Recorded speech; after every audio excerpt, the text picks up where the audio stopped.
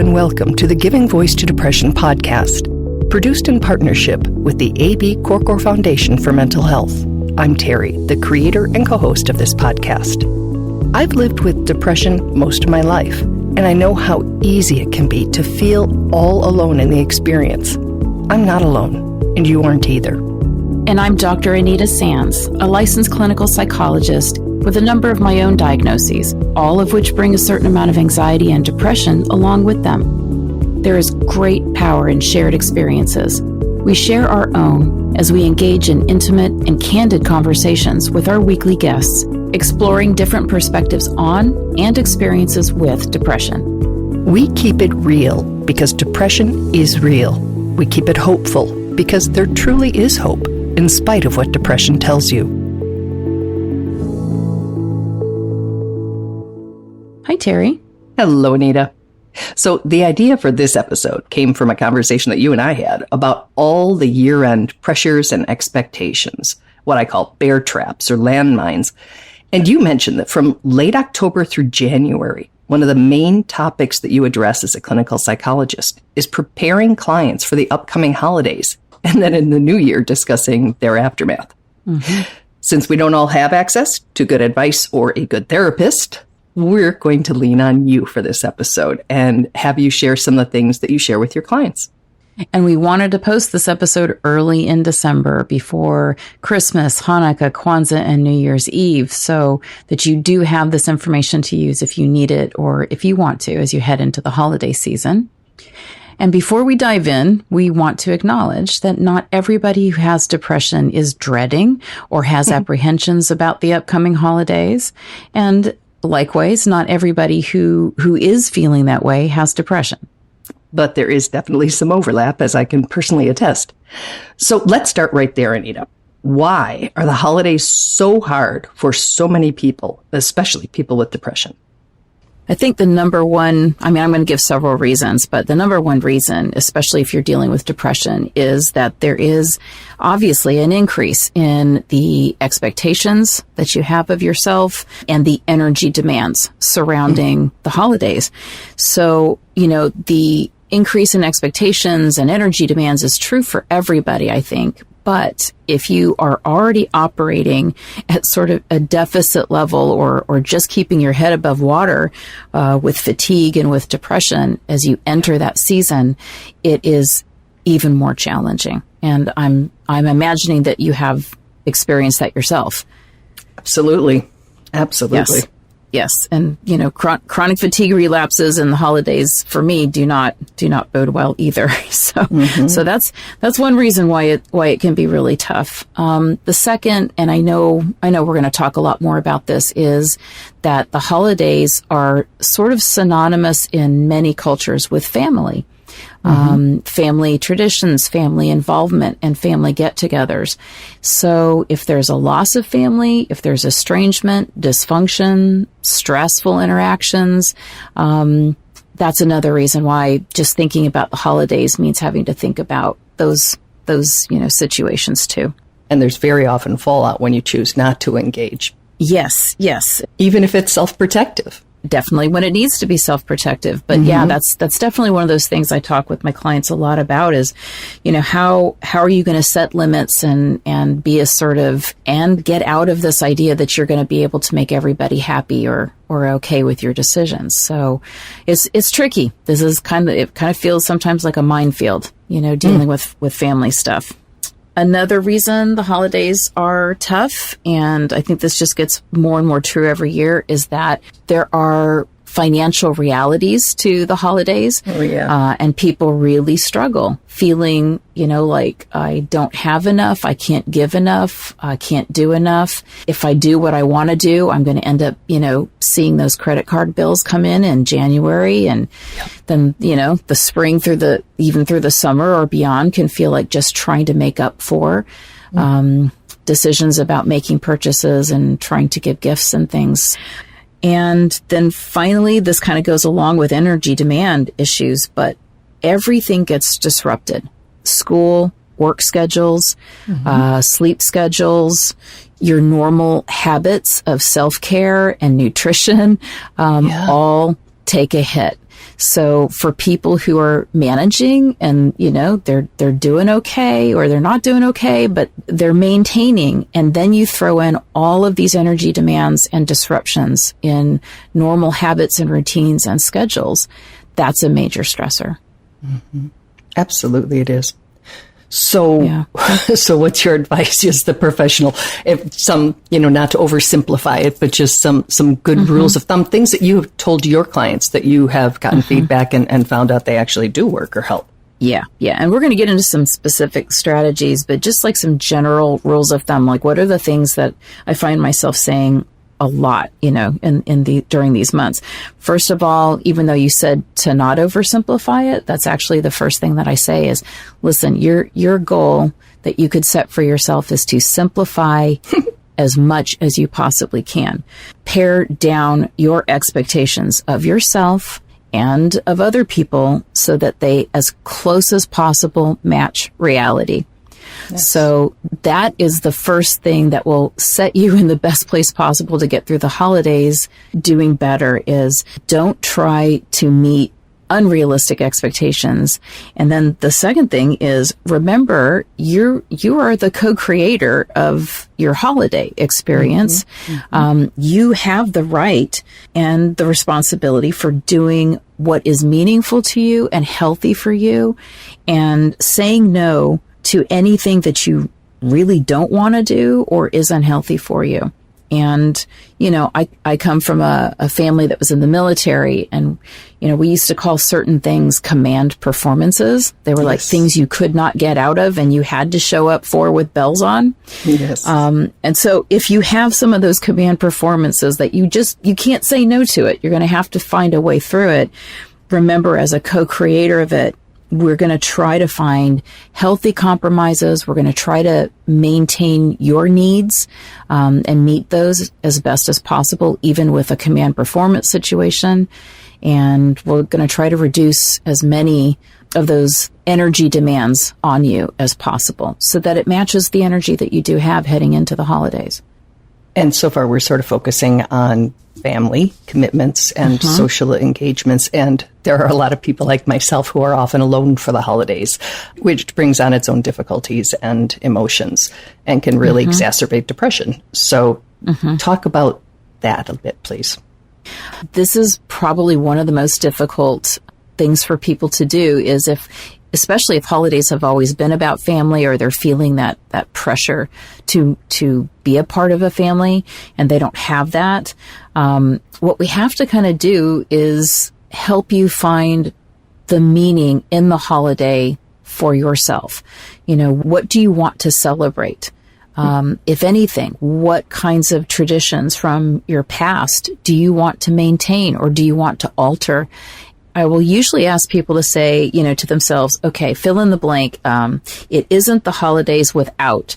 And then, they might say, baking this cookie recipe of my grandmother's, or, going to, midnight mass, or, decorating or putting up as many lights as I can throw in my front yard. There might be a ton of traditions that you want to maintain. And again, if you have the energy for it, that's great.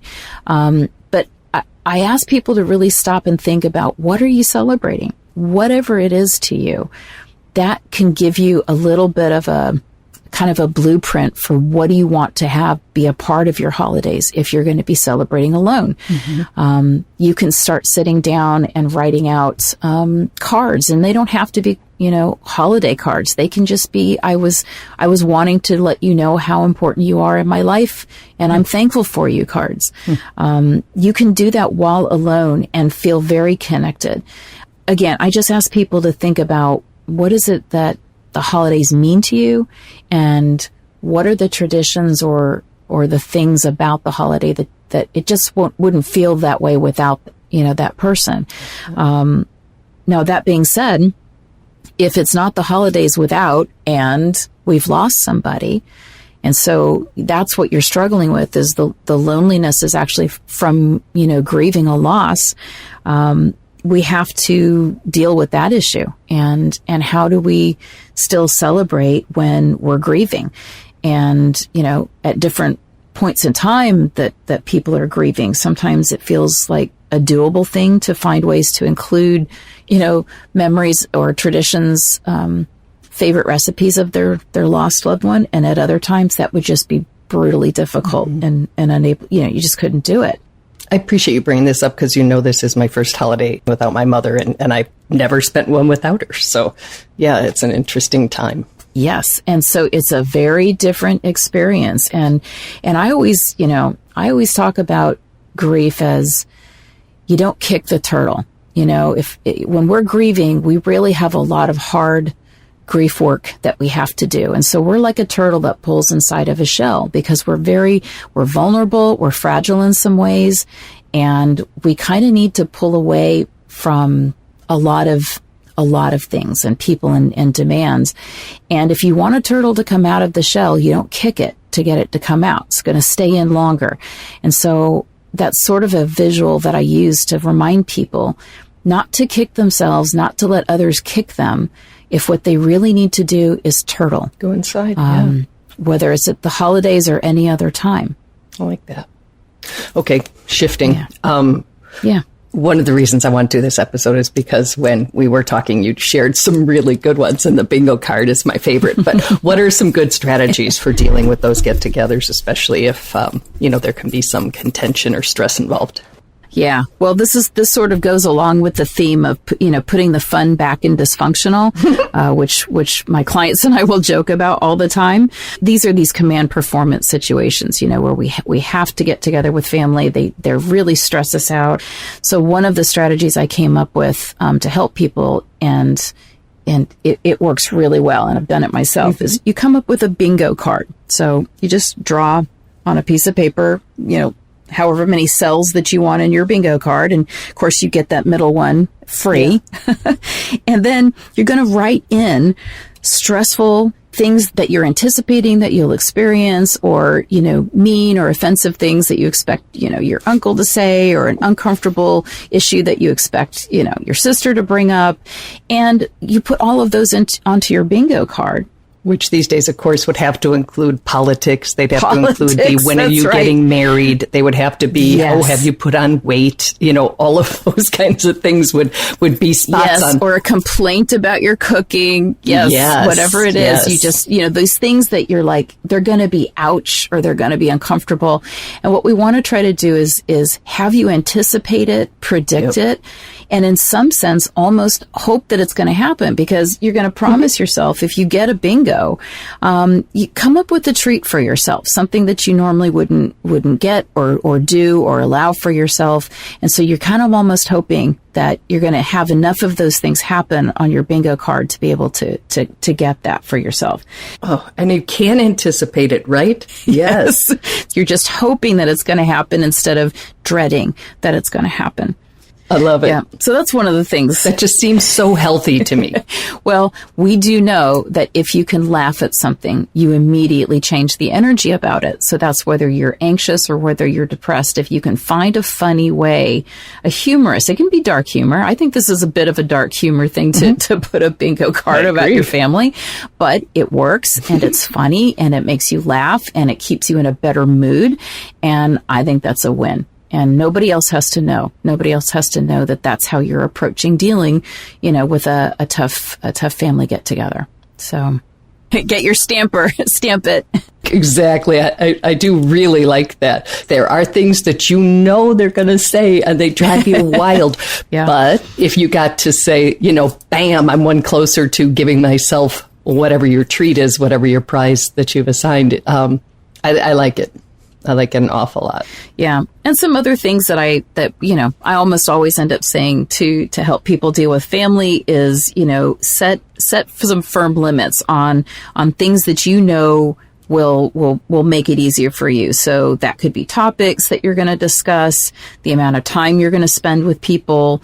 If you're traveling, it might be where you're going to stay. And if you can, I always tell people, if you're traveling and you have to be with family for an extended period of time, see if you can't maneuver things so that when you get back, you give yourself your own vacation day to, sort of recover from that and do some things that maybe you want to do for the holiday and you haven't been able to because you were on somebody else's agenda. But a buffer day, do not come back from travel and being with family and expect to just jump right back into, the flow. You want to give yourself a buffer there. And I think that's true whether you are really, really looking forward to it or if you're not. Either way, I think it can be nice to come back and just have a, whether that's just unpacking and washing all your clothes, or it seems very self-respectful. Yeah. To recover and get some energy back. And, because again, all of this takes energy, the planning, organizing, preparing, traveling, socializing. It's all requiring that we be able to meet a demand. So acknowledging that and remembering to take care of yourself is really, really important. Yep, I agree. Those are some really good tips. And I like the idea, it's hard enough, I think, living with depression when we don't have control over, when it's going to rear its ugly head. And so holidays, I feel a real loss of control. But the idea of turning some of it around and of caring for ourselves at the back end of it, I think that's all really good advice. And I have not gotten it from my own therapist. So again, I'm extremely grateful to you for sharing what you have found works for your own clients. Well, we'll all get through it. We'll all get through it, right? We will. And we might even enjoy some of it.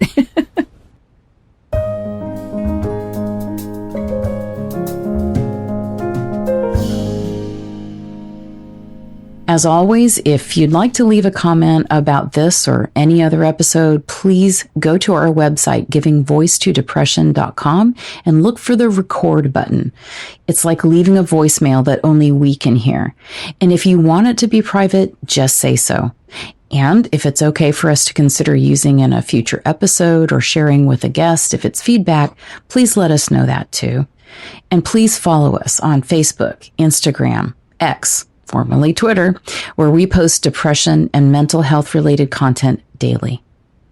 We hope you have a really nice set of holidays. See you next week.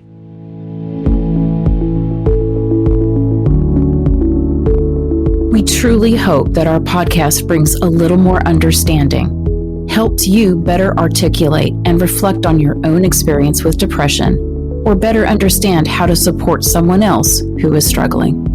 If this episode has been of comfort or value to you, know that there are hundreds of others like it in our archive, which you can easily find at our website, givingvoicetodepression.com. And remember, if you're struggling, speak up, even if it's hard. If someone else is struggling, take the time to listen.